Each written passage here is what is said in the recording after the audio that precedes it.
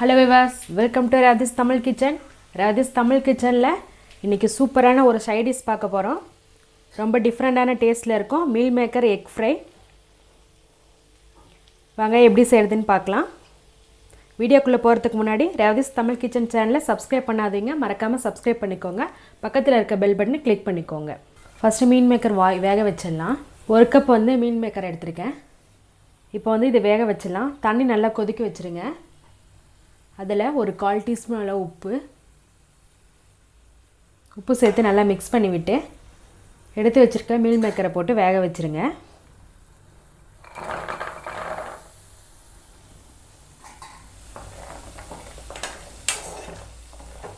Mix பண்ணிவிட்டு ஒரு 2 நிமிஷம் விட்டுருங்க. 2 நிமிஷம் ஆயிடுச்சு. இப்போ அடுப்பை ஆஃப் பண்ணிவிடுங்க. மீல் மேக்கர் வேக 2 நிமிஷம் போதும், ரொம்பலாம் டைம் எடுத்துக்காது. இப்போ இன்னும் ஒரு 2 நிமிஷம் க்ளோஸ் பண்ணி அப்படியே வச்சுருங்க. அடுப்பை ஆஃப் பண்ணிவிட்டு 2 நிமிஷம் ஆயிடுச்சு. பாருங்கள், நல்லா பெருசாக வந்திருக்கு. அடுத்தது இந்த தண்ணியெல்லாம் ட்ரை பண்ணிவிட்டு வேறு பாத்திரத்தில் மாற்றிடலாம். மாற்றிட்டு பச்சை தண்ணி ஊற்றி அலசி நல்லா புழிஞ்சிருங்க. உள்ளே சுத்தமாக தண்ணி எதுவும் இருக்கக்கூடாது. தண்ணி இல்லாமல் நல்லா புழிஞ்சிருங்க. இப்போ சூடாக இருக்கனால இன்னொரு தடவை பச்சை தண்ணியில் போட்டு அலசி எடுத்துடலாம். தண்ணியெல்லாம் நல்லா புழிஞ்சு எடுத்துட்டேன். இப்போ அடுத்ததாக இதில் முட்டை சேர்த்துக்கலாம். 3 முட்டை சேர்க்குறேன்.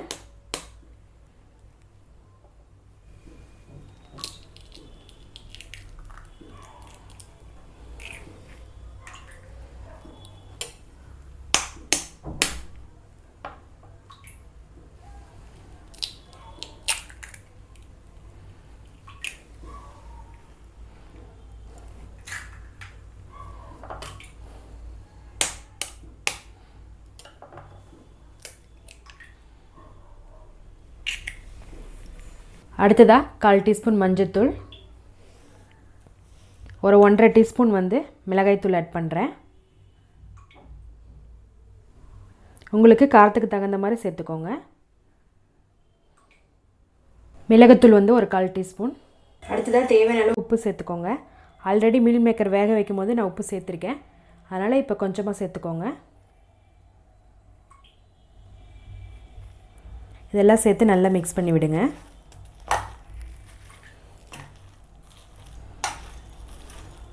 முட்டையெல்லாம் நல்லா கலக்கி விடுங்க. மசாலா எல்லா மீல் மேக்கர்லேயும் ஒட்டணும். எல்லாம் சேர்த்து நல்லா மிக்ஸ் பண்ணிட்டேன். அடுத்ததாக கார்ன்ஃப்ளவர் ஒரு 3 டீஸ்பூன் அளவு எடுத்திருக்கேன். இப்போ அதையும் சேர்த்துக்கலாம். கார்ன்ஃப்ளவர் இல்லைன்னா மைதா கூட ஆட் பண்ணிக்கலாம். இப்போ எல்லாம் சேர்த்து நல்லா மிக்ஸ் பண்ணி விடுங்க.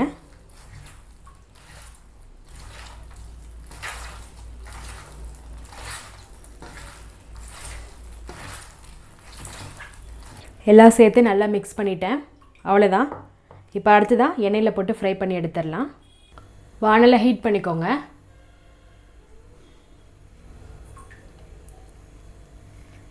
இதில் ஒரு 1/2 கப் அளவு எண்ணெய் சேர்த்துக்கலாம்.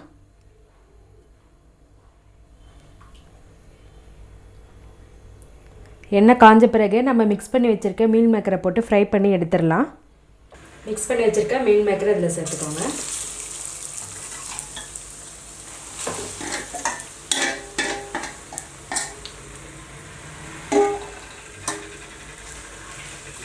நல்லா ஃப்ரை ஆகட்டும். முட்டை சேர்த்துருக்கனால நல்லா உப்பி வரும். எல்லா சைடும் வேகணும்.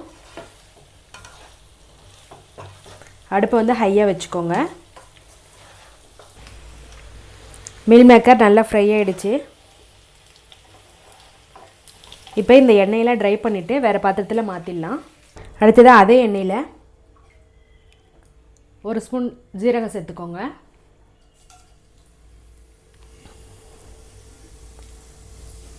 ஜீரகம் நல்லா வெடித்த பிறகு ஒரு பெரிய வெங்காயம் சின்ன சின்னதாக கட் பண்ணி வச்சுருக்கேன், அதையும் சேர்க்குறேன்.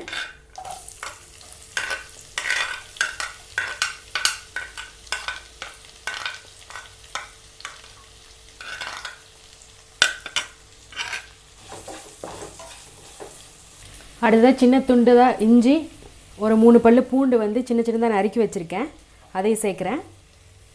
எல்லாம் சேர்த்து நல்லா மிக்ஸ் பண்ணி விடுங்க. நல்லா வதங்கட்டும். வெங்காயம் நல்லா ஃப்ரை ஆகிடுச்சு. அடுத்து தக்காளி ஆட் பண்ணிக்கலாம். 2 தக்காளி பழம் நறுக்கி வச்சுருக்கேன், அதையும் சேர்க்குறேன். சேர்த்து நல்லா மிக்ஸ் பண்ணி விடுங்க. தக்காளி நல்லா வதங்கட்டும். தக்காளிக்கு மட்டும் தேவையான அளவு உப்பு சேர்த்துக்கோங்க. ஆல்ரெடி மீல் மேக்கரில் வந்து உப்பு சேர்த்துருக்கோம். தக்காளி வதங்கிடுச்சு. அடுத்த மசாலா ஆட் பண்ணிக்கலாம். 1/4 டீஸ்பூன் மஞ்சள்தூள், 1/4 டீஸ்பூன் மிளகுத்தூள், 1 டீஸ்பூன் மிளகாய்த்தூள், 1 டீஸ்பூன் மல்லித்தூள் எடுத்திருக்கேன். ஆல்ரெடி வந்து மீல் மேக்கரில் காரம் இருக்குது. இப்போ நம்ம இந்த தக்காளியோட மசாலாவுக்கு தகுந்த மாதிரி மட்டும் சேர்த்துக்கிறோம்.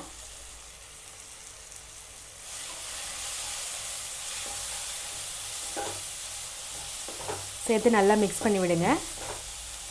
மசாலாவோட பச்சை வாசனை போகட்டும். மசாலாவோட பச்சை வாசனை போன பிறகு நம்ம ஃப்ரை பண்ணி வச்சுருக்க மீல் மேக்கரை சேர்த்துக்கலாம். இது நம்ம இப்படியே சாப்பிட்டாலும் டேஸ்ட்டு சூப்பராக இருக்கும், குழந்தைங்களுக்கு ரொம்ப பிடிக்கும்.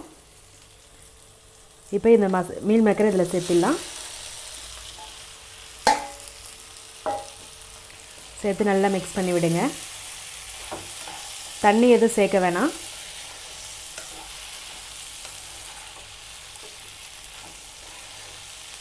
மிக்ஸ் பண்ணி விட்டு ஒரு 2 நிமிஷம் க்ளோஸ் பண்ணி வச்சுருங்க.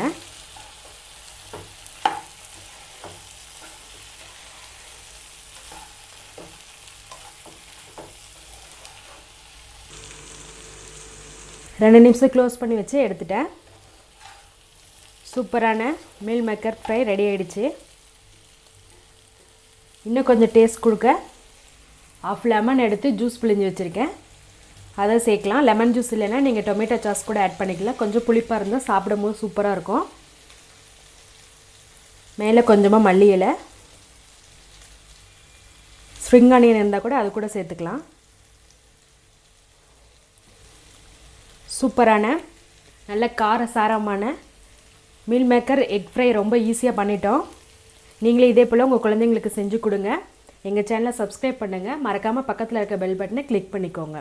இந்த வீடியோ உங்களுக்கு பிடிச்சிருந்தால் லைக் பண்ணுங்கள், ஷேர் பண்ணுங்கள், கமெண்ட் பண்ணுங்கள். அதாவது தமிழ் கிச்சன் பார்க்குற எல்லாருக்கும் ரொம்ப நன்றி.